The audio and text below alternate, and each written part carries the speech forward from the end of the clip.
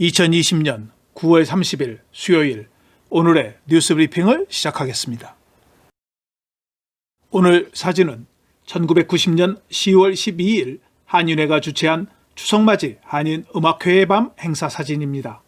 지금으로부터 30년 전 교민이 많지 않았던 시절로 필리핀에 거주하는 모든 교민이 참석해 해외 생활에서의 그리움을 달랬던 사진입니다. 코로나 바이러스로 인해 고향에도 가지 못하는 현 상황이 많이 힘들고 어렵지만 이 또한 지나가리라 생각하고 좋은 날을 기약해 봅니다. 코로나 바이러스의 위험으로 해방되는 날 필리핀 교민들이 모두 모여 고향의 봄을 함께 부를 수 있기를 기원해 봅니다. 두테르테 대통령은 29일 밤 말라카냥에서 최근 하원 의장에 대한 임기로 문제가 된 당사자들을 초청해 자기 하원 의장에 대한 문제를 해결했습니다. 대통령은 10월 14일부터 개시되는 제18차 총회부터 마린도쿠 출신의 알란 벨레스코 의원이 의장을 맡도록 했습니다. 하지만 까야타노 하원 의장 측은 확인이나 논평을 하지 않았습니다. 까야타노는 최근 여러 정당과 연합하여 동맹을 강화하려고 노력했었습니다. 반면에 벨라스코는 가까운 지지자들을 규합했으며 벨라스코의 부인이 대통령의 딸인 사라 두테르테와 친분이 두터운 것으로 알려졌습니다. 까야타노가 임기를 시작하기 직전인 2019년 7월 두 경쟁자는 합의서를 체결하도록 두테르테가 강요한 것으로 알려졌습니다. 10월 14일부터 하원 의장에 취임하는 마린도쿠 출신의 하원 의원인 알레제이 벨레스코는 필리핀 대법원 부판사였던 프리비트로 벨라스코의 장남으로 1977년 11월 9일생입니다. 라사에 대학교에서 경영학을 공부했으며 UST에서 법학을 전공해 변호사로 활동하였습니다. 마린도쿠의 주지사의 지방 행정관을 역임하기도 했습니다. 한편 두테르테 대통령은 지난 2019년 9월 22일 마카티 샹그릴라 호텔에서 벨라스코의 딸인 사라 벨라스코의 세례식에 멘토로 참석해 축하해 주기도 했습니다. 사라 벨라스코의 사라는 대통령의 딸 사라 두테르테와 같은 이름입니다. 두테르테 대통령은 필리핀 건강보험공사 필헬스가 파산하는 것을 막기 위해 임시방편으로 자금을 마련해야 한다고 언급하면서 도쿄와 고베에 있는 국가 자산을 매각할 필요성을 정당화했습니다.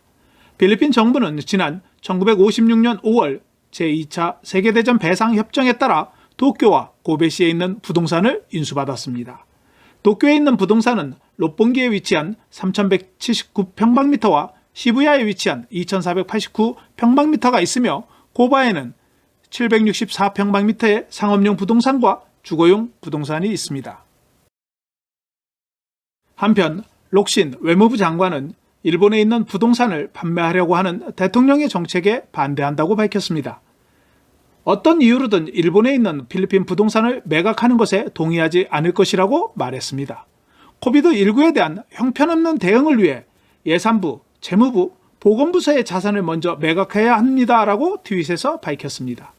외무부의 자산을 매각하기 전 보건부의 열대의학연구소 등의 자산을 먼저 매각해야 한다고 주장했습니다.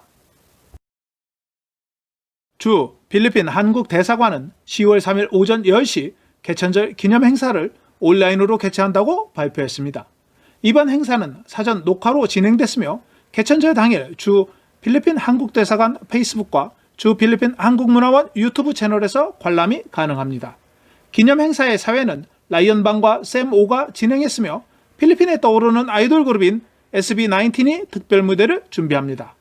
기념 행사 중 출제되는 퀴즈를 맞추시는 분들에게는 소정의 경품도 준비되어 있다고 교민 여러분들의 참여를 부탁드린다고 대사관은 전했습니다. 당첨자는 10월 8일 오후 5시에 대사관 페이스북을 통해 발표될 예정입니다. 두테르테 대통령이 페이스북에 대한 중단을 경고하면서 필리핀 의회가 경찰과 군대가 관련된 계정에 대해 조사할 것이라고 발표했습니다.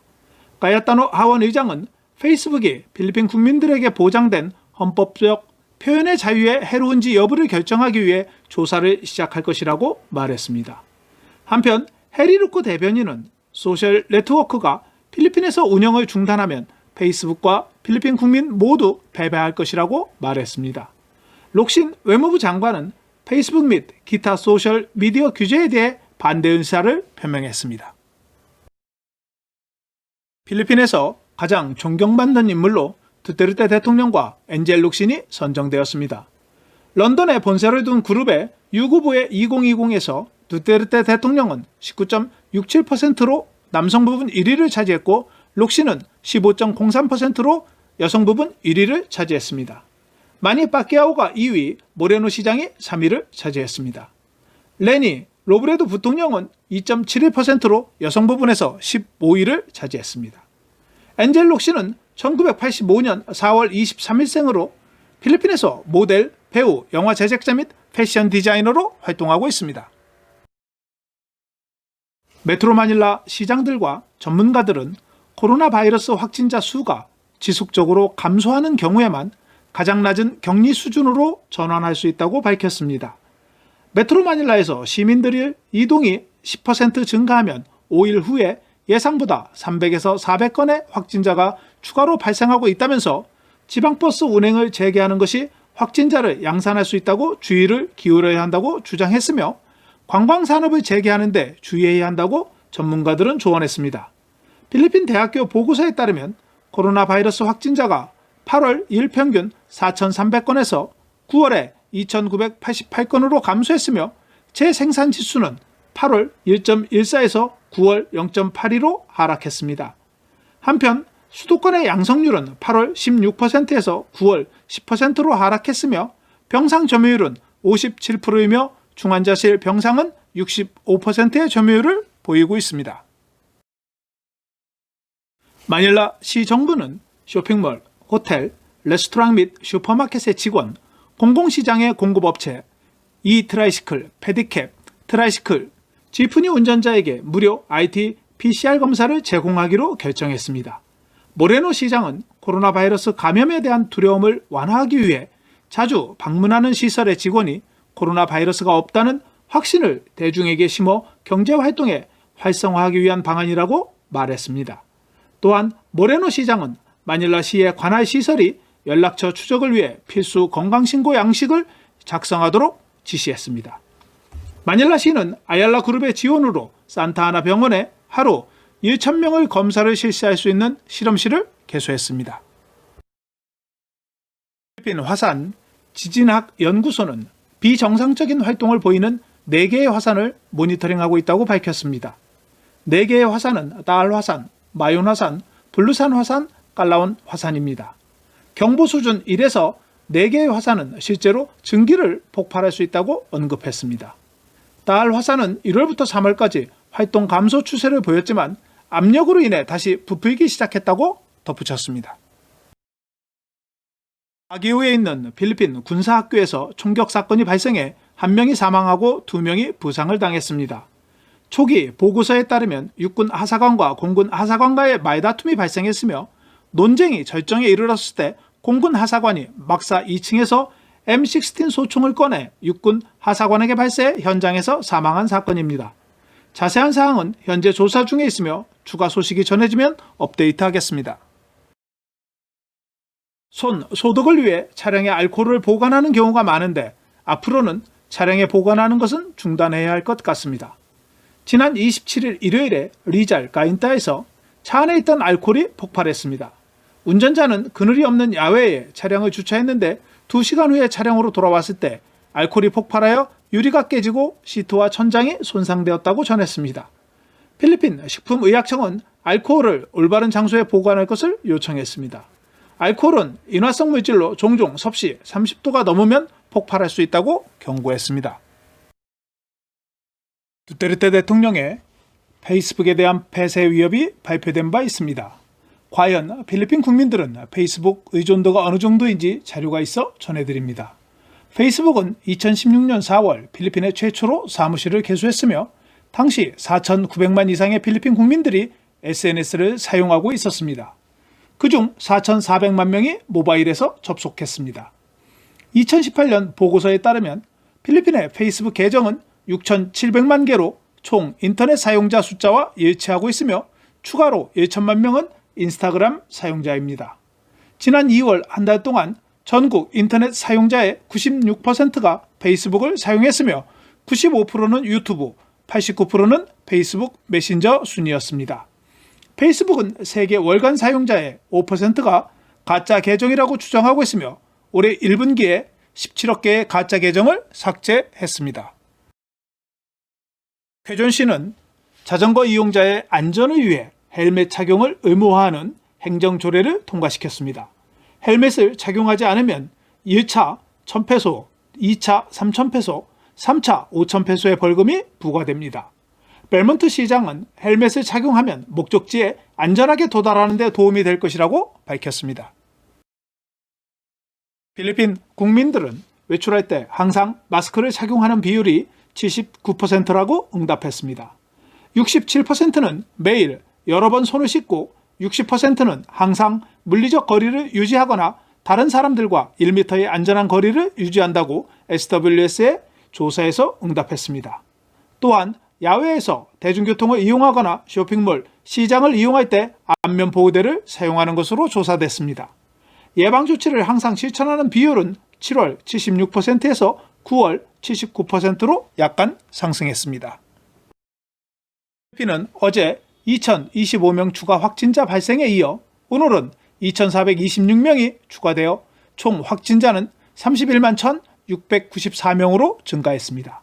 수도권은 887명의 확진자가 발생했으며 까비떼 201명, 리잘 147명, 네그로스 오시덴탈 115명, 바탕가스 99명이 추가 확진되었습니다. 경증 환자는 86.4%이며 무증상 환자는 9.0%입니다. 최근 14일 이내 발생자는 전체 87%로 2,113명이 증가했으며 수도권에서는 35%인 746명이 발생했습니다. 칼라바라존에서 485명, 북부 민다나오에서 152명이 발생했습니다. 해외 근로자는 6명이 발생했으며 지역이 확인되지 않은 확진자는 없습니다. 어제 14일 이내 확진자가 1,641명이었습니다. 어제 68명의 사망자에 이어 오늘은 58명이 추가로 사망해 5,504명으로 사망자가 증가했습니다. 수도권에서 20명, 서부 비사야에서 16명이 사망했으며 전체 58명의 사망자 중 9월 사망자는 42명이었으며 수도권에서는 9월에 8명이 사망했습니다. 오늘 회복한 사람은 585명으로 총 25만 3,488명이 회복되었으며 회복률은 81.3%입니다.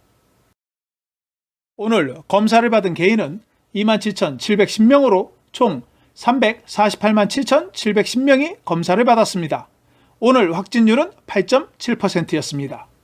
취업된 실험실은 총 136개 실험실에서 136개 실험실로 처음으로 모든 실험실이 자료를 제출했습니다.